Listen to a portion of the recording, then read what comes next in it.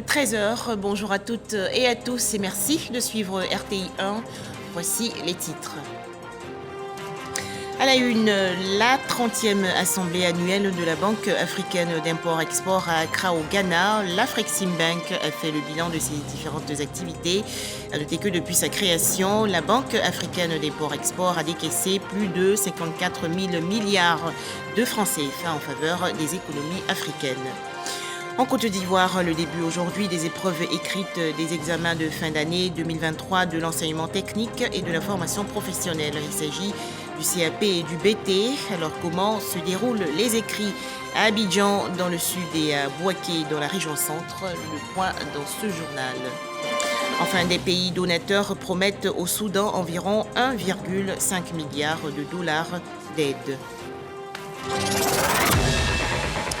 Direction tout de suite Accra, la capitale du Ghana, où se tient la 30e assemblée annuelle de l'Afreximbank, la banque africaine d'import-export. À noter qu'en 30 ans, l'Afreximbank a décaissé plus de 54 000 milliards de francs CFA en faveur des économies africaines. Le président du Conseil économique, social, environnemental et culturel, le docteur Eugène Aka Awele, qui était porteur d'un message du président de la République, Alassane Ouattara, a été reçu par le chef de l'État ghanéen, Nana Akufo-Addo.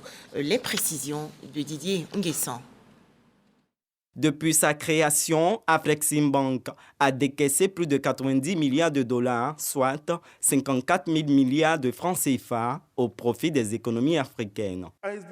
Nous pouvons réduire les dettes africaines parce que nous pourrons financer nous-mêmes nos investissements par nos propres moyens. Les monnaies africaines deviendront convertibles en Afrique, ce qui permettra de réduire les coûts de transactions à l'international. Il est un projet qui permettra de transporter des biens du Cap en Afrique du Sud au Caire, en Égypte, sans tracasserie. Il existe pour cela un projet de décaissement de 20 milliards de dollars en 5 ans depuis 2021. Il sera doublé d'ici 2026. En 2022, la Banque panafricaine comptabilise 31 milliards de dollars, soit plus de 18 000 milliards de francs CFA de garanties et d'actifs. À la même date, les fonds d'actionnaires sont estimés à 5,2 milliards de dollars, l'équivalent de plus de 3 000 milliards de francs CFA. Le Ghana a été le premier pays à bénéficier de la transaction financière d'Afreximbank. 30 ans après, la même banque a permis au pays de résoudre son problème de trésorerie, selon le président Nana Akufo-Addo. Afreximbank est engagé pour le développement du continent. Ses objectifs concordent avec ceux de la ZLECAf. Il est important de se doter d'institutions fortes en Afrique. Les institutions financières internationales ont transformé une crise de trésorerie en crise financière. Elles fragilisent ainsi notre économie. Afreximbank nous a permis d'éviter le défaut de paiement. Plusieurs pays, dont le Ghana et le Malawi, ont signé un partenariat d'accord de financement avec la Banque trentenaire. Le président du Conseil économique, social, environnemental et culturel, CESEC, représentait le président de la République, Alassane Ouattara, à ses assemblées annuelles. Je suis porteur d'un message de la part de son Excellence, c'est le président de la République de Côte d'Ivoire, Alassane Ouattara, pour son très cher bien-aimé président de la République du Ghana, Nana Akufo-Addo. Il s'agit bien sûr de Afreximbank, qui est une banque panafricaine qui donc se veut à l'avant-garde dans la promotion du commerce et des relations entre les pays africains. Au moment où on parle des éclafs, des actes d'échange entre les différents pays africains, je crois que c'est un moment extrêmement important. C'est quelque chose de très important pour nous. La première transaction que cette banque a fait il y a 30 ans, c'était une transaction avec Ghana Cocoa Board. Alors depuis là jusqu'à aujourd'hui, on a un contact très étroit avec la banque. La banque fait beaucoup de travail pour nous tous, pas seulement pour Ghana. Les responsables d'Afreximbank se sont engagés à davantage promouvoir l'intégration régionale par le biais du commerce intra-africain. La 54e édition du Salon du Bourget, le Salon international de l'aéronautique et de l'espace. Environ 50 pays participent à cet événement qui se tient du 19 au 25 juin prochain. Le ministre d'État, ministre de la Défense, Téné Birahima Ouattara, a participé à l'ouverture de cette exposition. Les détails, Michel Digré. L'industrie de la défense au cœur de ce 54e Salon international de l'aéronautique et de l'espace à l'aéroport du Bourget à Paris. Arrivé à bord d'un hélicoptère H160, dernier né de la gamme d'Airbus, le président français Emmanuel Macron a passé une grande partie de la journée sur place. Ce salon est traditionnellement marqué par les méga commandes d'avions, des démonstrations en vol et des présentations technologiques. La Côte d'Ivoire est présente à ce rendez-vous international de l'aéronautique. Le ministre de la Défense, Téné Birahima Ouattara, conduit la délégation ivoirienne à cette édition 2023. C'est un salon qui est important, c'est le plus grand salon du monde d'ailleurs. Et comme vous le savez, l'armée ivoirienne a un objectif de monter en puissance et il est que nous puissions venir sur place pour voir en fait les opportunités qui nous sont offertes en matière d'aviation, d'hélicoptères, de drones et de tout ce qui donc concourt à la montée en puissance de l'armée de l'air. Donc c'est la raison de notre présence à Paris depuis ce matin pour quelques jours, parce que tous les fournisseurs du monde sont présents ici et nous allons faire le tour pour voir un peu quelles sont les opportunités qui nous sont offertes pour pouvoir aller à la montée en puissance de l'armée de Côte d'Ivoire. Le salon accueille 300 délégations officielles venues d'une centaine de pays. L'événement devrait battre tous les records d'affluence avec plus de 320 000 visiteurs attendus jusqu'au 25 juin prochain. En Côte d'Ivoire, le taux de réussite au certificat d'études primaires élémentaires session 2023 est de 71,28%. Les résultats du CP session 2023 ont été publiés aujourd'hui par la direction des examens et concours, l'ADECO. À noter que sur les 654 531 candidats ayant pris part à cet examen, 454 886 élèves sont admis, soit une hausse de 6,52 points par rapport à l'année 2022. Voici les précisions de la direction des examens et concours, l'ADECO. Au terme des délibérations, 454 886 ont été déclarés admis. Le taux national d'admission au CEP pour la session 2023 est donc de 71,28%. Les résultats du CEP 2023 démontrent surtout que le système éducatif a repris de manière plus rigoureuse sa quête vers l'excellence.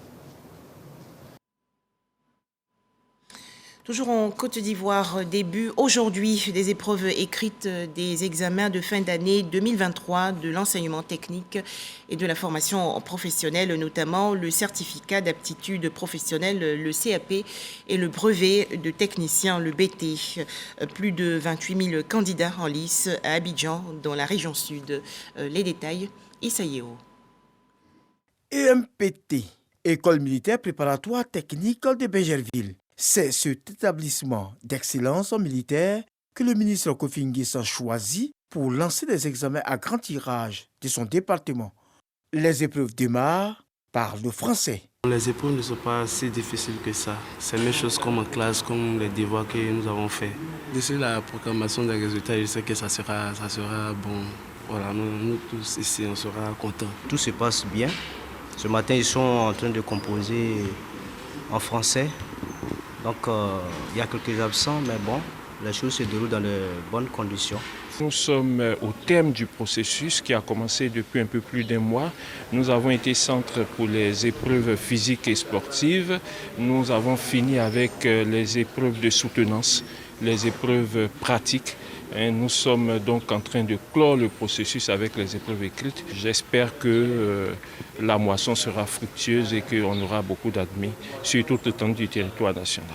Pour sa part, le ministre Kofi Nguessan se réjouit de l'engouement suscité autour de l'enseignement technique et professionnel. L'idée, c'est vraiment d'encourager les jeunes à donner le maximum d'eux-mêmes, à faire en sorte que le niveau de notre formation s'élève davantage et que ce que nous recherchons aujourd'hui, c'est l'employabilité.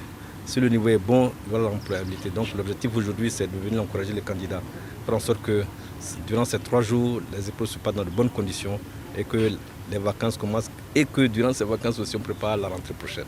Pour être développé aujourd'hui, il faut pouvoir innover, il faut pouvoir imaginer. Et les jeunes aujourd'hui qui sont dans la formation technique et la formation professionnelle ont cet avenir pour notre pays, pour notre continent. 28 511 candidats composent pour l'obtention du CAP, du BEP et du BP. Les épreuves écrites des examens de fin d'année 2023 de l'enseignement technique et de la formation professionnelle en Côte d'Ivoire, dans la région de Béké, dans le centre du pays, par exemple, 1549 candidats concernés et répartis dans 5 centres de composition. Le point dans ce reportage de Kader Sogodogo de RTI Bouaké. Lycée professionnel commercial de Bouaké, ex-CBCG, fouille des élèves à l'entrée de l'établissement. Ces jours d'examen, il faudra se débarrasser de tout colis compromettant. Les responsables du ministère de l'enseignement technique, de la formation professionnelle et de l'apprentissage entendent tout mettre en œuvre pour la crédibilité de ces diplômes convoités qui donnent accès au marché du travail. À l'issue de ces examens-là, les meilleurs qui seront déclarés admis vont se voir décerner pour les uns le certificat d'aptitude professionnelle qui leur donne accès à l'emploi. Et parmi les meilleurs de ces meilleurs, d'autres par voie de passerelle pourront accéder aux formations en BT. Quant à ceux qui composent en BT, lorsqu'ils seront admis, également ça donne accès à l'emploi, mais ils ont la possibilité de poursuivre leurs études en cycle de brevet des techniciens supérieurs. Le message particulier, c'est de veiller à ce que ces examens se passent dans la tranquillité et qu'il n'y ait aucun signe de fraude. Le représentant du préfet de région exhorte les examinateurs à accompagner la quête de crédibilité voulue par leur tutelle. Jean-François Vanier n'a pas omis d'encourager les candidats. Travailler surtout avec application, avec concentration et de bannir toute tentative de tricherie. Après le lycée professionnel commercial, cap sur le lycée professionnel des métiers de la mode et du social, ex-CTF, où les épreuves ont démarré dans le calme et la sérénité. Le constat est le même au lycée professionnel et industriel, ex-CET de Bouaké, où les épreuves ont aussi démarré à l'heure. Dans le Béké, ils sont au total 1549 candidats répartis dans 5 centres, 3 à Bouaké, 1 à Béoumi et 1 à Botro. La proclamation des résultats est pour le 8 juillet 2023. Mardi 20 juin 2023, c'est aujourd'hui la célébration de la Journée mondiale pour les réfugiés, événement institué par les Nations Unies afin de rendre hommage aux réfugiés à travers le monde. Il s'agit également d'attirer l'attention sur le devenir des personnes et populations qui fuient les conflits et autres persécutions. Vers une transition écologique réussie en Côte d'Ivoire, en marge de la 5e édition des Journées africaines de l'écologie et des changements climatiques, le ministère de l'Environnement et du Développement durable a procédé il y a quelques jours à une séance de reboisement dans la région nord du pays. Les précisions de Soro Corona de RTI Bouaké. Lisière du bois sacré de Kafioka, village de la région du Pourou. Cet espace de plus de 10 hectares sera entièrement reboisé. Le top départ de ce reboisement est donné par les ministres de l'Environnement et du Développement durable, Jean-Luc Assi, et celui des Mines, du Pétrole et de l'Énergie, Mamadou Sangafoua Koulibaly. Une initiative du ministère de l'Environnement et du Développement durable pour une transition écologique réussie et une meilleure résilience face aux effets du changement climatique. Pour le ministre Jean-Luc Assi, le gouvernement veut vulgariser les solutions et alternatives écologiques disponibles. Nous sommes là aujourd'hui, aux côtés du ministre des Mines et de l'Énergie, pour engager le processus de reboisement, qui devrait permettre à terme, selon les engagements de la Côte d'Ivoire, d'atteindre une réduction des émissions de gaz à effet de serre de 30%. C'est des engagements qui ont été pris par la Côte d'Ivoire aux accords de Paris. Et donc c'est dans le cadre de la mise en œuvre de ces accords, de ces engagements, que nous sommes en train de procéder à toutes ces actions. Mamadou Sangafoua Koulibaly se réjouit du choix porté sur son village pour cette action éco-citoyenne et invite les Ivoiriens à s'inscrire dans la dynamique du reboisement. On fera tout pour prendre soin des arbres qui viennent d'être plantés. Il faut savoir que c'est quand même beaucoup plus, je pense, comme une superficie totale de plusieurs hectares, finalement. En tout cas, merci beaucoup. Le planting d'arbres a été précédé par une visite du ministre de l'Environnement et du Développement durable à l'abattoir de Kourougou et dans une usine d'huilerie. Objectif, vérifier si les installations répondent aux normes environnementales. Des activités qui rentrent dans le cadre de la 5e édition de la JFAC, Journée africaine de l'écologie et des changements climatiques. Au chapitre santé, la célébration hier de la journée mondiale de lutte contre la drépanocytose. En Côte d'Ivoire, plusieurs activités, notamment cette rencontre organisée dans la commune du Plateau par la Fondation Henri Georges. Objectif, amener les personnes drépanocytaires à garder espoir. Les explications de Franck Quadio. Georges Henri, 13 ans, en classe de 4e, atteint de la drépanocytose depuis la naissance. Il est le président de la fondation qui porte son nom. Atteint de drépanocytose, plaide pour une prise en charge efficiente des personnes souffrant de cette maladie. La drépanocytose se manifeste par 3 principaux symptômes: l'anémie, des crises douloureuses et certaines infections. Notre initiative est de vraiment continuer à accompagner le patient, la famille et tout l'entourage pour pouvoir favoriser la prise en charge vraiment globale de cette maladie qui est devenue désormais un enjeu de santé publique. C'est une maladie, on naît avec la drépanocytose, on grandit, on vit avec la drépanocytose. Il existe aujourd'hui, alors nous parlons des traitements qui peuvent aboutir à la guérison. Que de chemin parcouru pour le jeune Georges Henri. Sa mère évoque quelques bribes de souvenirs. Après la vie, quand on regarde la force que l'enfant dégage, la joie de vivre que lui il a, on n'a pas le choix que de le soutenir et puis de se relever, quoi. Et c'est lui en fait qui me donne la force de continuer parce que il est rempli de projets, plein de vie, il se laisse pas abattre. Pour Georges Henri, pas question de baisser les bras face à la maladie. Nous avons fait plusieurs campagnes de sensibilisation dans les quartiers. Bon, il ne faut pas se décourager, on peut vivre avec, il faut faire plus d'efforts et ne pas garder toujours l'estime de soi. On peut combattre cette maladie ensemble. Dans les jours à venir, Georges Henri et sa fondation entendent multiplier les actions pour sensibiliser les jeunes atteints de drépanocytose afin de maintenir l'espoir. Tous espèrent un soutien pour réussir la mission. En Côte d'Ivoire, 12% de la population est porteuse de la maladie, ce qui fait de la drépanocytose un problème de santé publique. Un tout autre sujet. Et à présent, quelle pêche veut l'Afrique? Question au centre d'une rencontre à Tanger, dans la région nord du Maroc. C'est une initiative de la conférence ministérielle sur la coopération halieutique entre les États africains riverains de l'océan Atlantique, en partenariat avec l'Observatoire des médias pour la promotion de la pêche durable en Afrique. Les précisions de Victorine Yaoyoboué. L'Afrique rêve d'une pêche durable, respectueuse de la biodiversité, avec de réelles retombées pour nos États et leurs communautés. Il y a des possibilités d'avoir beaucoup d'emplois, des revenus pour les individus, les acteurs, mais aussi pour l'État, sous forme de taxes et d'impôts. Ça permettra aussi de résoudre un peu les problèmes de sécurité alimentaire que nous avons.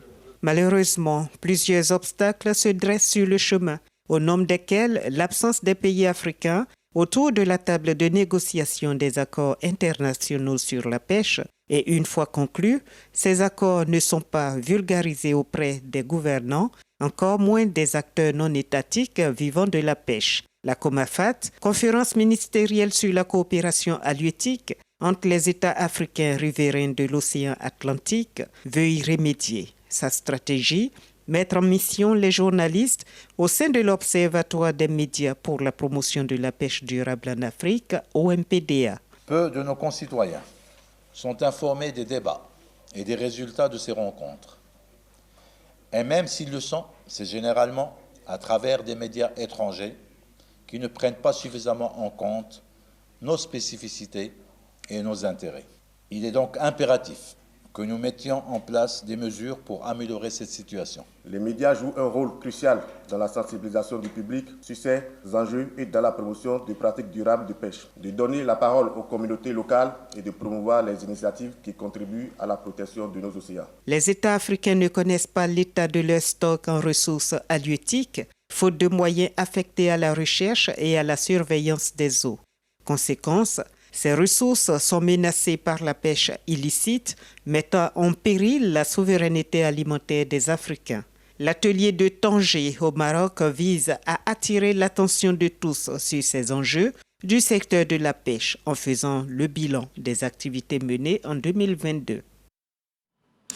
Un mot à présent sur le lancement officiel en Côte d'Ivoire des activités de l'organisation non gouvernementale Awa Boklé. Cette structure fait la promotion de la région du Boklé. Pour en parler, Michel Mambo Sogodogo. Niega, le Best of Africa de Dagbego, Drevin, le palais du gouverneur ou encore les falaises de Fresco, les merveilles du Boklé, région du littoral ivoirien. Des merveilles si peu valorisées et pourtant il y a tant à découvrir.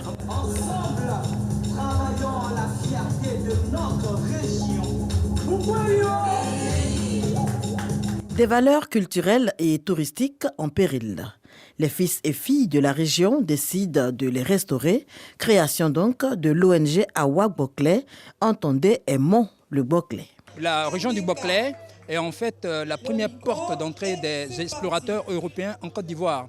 Et depuis lors, cette région a développé un certain nombre de patrimoines, à la fois du point de vue colonial, donc on a plusieurs bâtisses coloniales d'envergure. On a même à Boklé, dans l'histoire, connu la traite négrière, de sorte que cette région-là a hébergé, et même encore les vestiges, d'une des portes de sortie d'esclaves en Afrique. Nous avons donc tout un patrimoine touristique et nous, notre ONG a pour vocation d'aider à valoriser justement la région avec tous ces atouts-là. En perspective, plusieurs projets. Nous allons lancer une campagne dénommée Awa Boklé, une campagne qui va être soutenue par un hymne qui vante les mérites et les louanges de la région. Pendant que l'hymne passera, on aura une campagne d'affichage. Donc un certain nombre d'atouts touristiques, patrimoniaux, culturels vont être indiqués sur des affiches que l'on va voir à la fois en version digitale comme en panneau routier. Et tout ça va nous tendre au mois de septembre vers la publication du premier ouvrage qui a été publié sur la langue Néo, qui est l'une des 4 langues de Boklé. 12 disciples du Boklé pour porter le projet. En leur sein, des personnalités du monde des médias, de la culture, de la finance, toutes engagées pour la promotion de la région de Boklé. Toujours en Côte d'Ivoire, les meilleurs entrepreneurs membres de l'organisation non gouvernementale Hope of Humanity, récompensés il y a quelques jours lors d'une cérémonie dans la commune du Plateau. Les précisions de Patricia Kwaku et Mamadou Kouassi. Ils sont issus de plusieurs domaines d'activité, notamment la restauration, l'agro-pastoral et l'élevage. 20 entrepreneurs sont distingués pour leur travail remarquable. Ces structures d'aide à l'entrepreneuriat reçoivent également des trophées pour leur soutien au développement de l'entrepreneuriat. Une initiative de l'ONG Hope of Humanity qui vise à encourager les promoteurs à redoubler d'efforts et croire en leurs rêves. C'est un honneur pour moi aujourd'hui vraiment de recevoir ce trophée. Parce que là, ça nous valorise, ça montre aux yeux du monde le travail que nous faisons dans l'ombre. Ce prix, ça fait de moi un homme heureux, comblé à jamais. Dans la vie, il ne faut pas avoir peur d'innover, de prendre des risques. Il faut être le meilleur des meilleurs. Avoir le trac, ce n'est pas de mon vocabulaire. Mais avoir du courage, si, ça fait partie de moi. Se former et se faire suivre par un mentor sont entre autres les mécanismes de réussite de l'entrepreneuriat. Notre objectif phare, c'est de faire la promotion de l'entrepreneuriat. Nous savons que l'écosystème entrepreneurial en Côte d'Ivoire est vraiment difficile. Nous avons besoin d'être unis, d'être plus soudés. Parce que chaque entrepreneur a besoin d'un mentor, a besoin d'une aide pour évoluer. C'est pourquoi non seulement on décide de récompenser l'entrepreneur et de récompenser aussi la personne qui aide. À cette deuxième édition de la cérémonie de distinction des entrepreneurs et des aides à l'entrepreneuriat. Moïse Gougueï a été élu meilleur entrepreneur de Côte d'Ivoire. Par la même occasion, des couples ont reçu des chèques d'une valeur de 300 000 francs CFA pour le développement de leur activité. Au chapitre culture, cet atelier de formation dans la commune du Plateau. Les travaux ont porté sur l'exploitation de la musique sur Internet. C'est une initiative de l'Organisation mondiale de la propriété intellectuelle soutenue par l'Union économique et monétaire ouest-africaine. Serge Pacôme, Didi et Issa Yeo. Les acteurs culturels formés sur le développement de l'industrie musicale en Afrique à l'ère du numérique. Une initiative de l'Organisation mondiale de la propriété intellectuelle, OMP, et de l'UOMOA. Objectif, restructurer durablement le secteur des industries culturelles et en particulier celle de la musique. Tous ceux qui ont participé à la formation savent dorénavant quels sont leurs droits en matière de droits d'auteur et de droits voisins, mais quels sont leurs droits également sur l'exploitation de leurs œuvres en ligne. La filière musicale à l'heure du numérique, c'est un atout pour les artistes africains, c'est un atout pour le développement économique du pays et c'est un atout pour la visibilité de l'Afrique. Au centre des réflexions, le développement de la filière musicale et des nouveaux modèles économiques de la musique dans les pays de l'UOMOA. Un projet important pour la ministre Françoise Remac. L'UOMOA apporte une contribution financière et technique à la mise en œuvre de ce projet. Et ce projet pourrait contribuer effectivement au développement de la filière musicale. À plusieurs niveaux, tous les acteurs de l'écosystème de la filière musicale. Nous nous réjouissons que cet atelier se tienne en Côte d'Ivoire, en présence de toutes les parties prenantes, en présence de toute la chaîne de valeur des acteurs de la musique, afin que l'on trouve des solutions concrètes pour mettre en œuvre la vision du président de la République, son Excellence M. Alassane Ouattara, de faire de la culture un secteur prioritaire pour nos jeunes, bien sûr, pour nos femmes et pour toute la chaîne de valeur du secteur de la musique. L'accès du public aux œuvres musicales, l'offre légale de la musique en ligne sont entre autres les résultats attendus au cours de cette rencontre de formation. Religion, les pèlerins chrétiens évangéliques de Côte d'Ivoire ont effectué les dernières étapes du pèlerinage en terre sainte d'Israël. Les détails, Herman Guivet. Béthanie, située à quelques kilomètres de Jérusalem, nous faisons route vers la Galilée. Les pèlerins ivoiriens marquent une halte au tombeau de Lazare, frère de Marthe, ressuscité par le Christ plusieurs jours après sa mort. Puis escale en Samarie pour découvrir le puits de Jacob, lieu de rencontre entre Jésus et la Samaritaine. À l'image du Christ, les pèlerins ivoiriens boivent de cette eau fraîche. Une église, vestige de l'époque byzantine, a été construite sur le site. Direction ensuite Sichem, de l'ancien nom Néopolis pour les Romains ou Nablus pour les Arabes. Les pèlerins ivoiriens découvrent les vestiges du palais du roi Hérode, celui qui fit décapiter Jean-Baptiste sur demande de Jézabel. Nous traversons à présent la plaine de Gisraël, cap sur le mont Tabor, appelé encore montagne de la Transfiguration. Le chemin est serpenté, l'ascension de la montagne se fait avec difficulté. Il faut une bonne dose d'expérience pour réussir ce parcours. Nous voici au sommet de la montagne. La vue est tout simplement magnifique, 588 mètres d'altitude au niveau de la mer. L'église est gérée par la communauté franciscaine. Un buste du pape Paul VI trône au milieu du jardin. Les pèlerins ivoiriens y déposent leurs intentions de prière. Dans le village de Canaan, on célèbre pour le premier miracle effectué par le Christ. Ici, Jésus changea l'eau en vin. Une jarre d'époque, bien conservée, rappelle ce glorieux miracle. Et comme pour être irradié de ce miracle effectué à ces noces de Canaan, des chrétiens viennent du monde entier pour y réaffirmer leur vœu de mariage. L'histoire de ces noces est d'ailleurs gravée sur les murs de la ville. Un détour sur le mont des Béatitudes. Ici, Jésus prêcha la transformation des cœurs, le discours de la vérité. Cap ensuite sur Capharnaüm, en hébreu village des frontières. Jésus a accompli ici de nombreux miracles. La synagogue dans laquelle le Christ prêchait à ses disciples. Voici tout ce qui reste de cette ville après sa destruction par un tremblement de terre au 7e siècle. Direction le mont Carmel, où le prophète Élie a confronté les prophètes de Baal et d'Astarté et les a vaincus par la puissance du Dieu très haut, symbole fort pour les pèlerins ivoiriens. Lorsque nous venons ici, nous avons l'assurance que notre Dieu est vrai, que notre Dieu est réel, qu'à tous les combats dans lesquels nous rentrons avec lui, quel que soit l'adversaire en face, nous avons toujours la victoire. Ma présence ici sur cette montagne, le mont Carmel, m'inspire la force, la victoire. Et j'espère qu'à partir de cette prière, puisque nous sommes là pour prier pour la Côte d'Ivoire, nous allons triompher sur la division. Vive la Côte d'Ivoire. Une des grandes escales de ce pèlerinage, les pèlerins ivoiriens s'offrent la traversée du lac Tibériade ou la mer de Galilée. L'endroit rappelle la pêche miraculeuse opérée par les disciples de Jésus-Christ. Ici, Jésus ordonna à la mer de se calmer. Elle n'a eu d'autre choix que d'obéir. Les pèlerins ivoiriens ont pleinement profité de ces moments pour prier et aussi renforcer leur foi chrétienne. Ils ont aussi et surtout prié pour la Côte d'Ivoire. Enfin, une conférence des donateurs sur la situation au Soudan. Les pays donateurs ont promis hier environ 1,5 milliard de dollars d'aide à ce pays. Annonce faite par les Nations Unies qui estiment que le Soudan sombre dans une spirale de mort et de violence. Voilà, c'est la fin de ce journal. Merci de votre attention.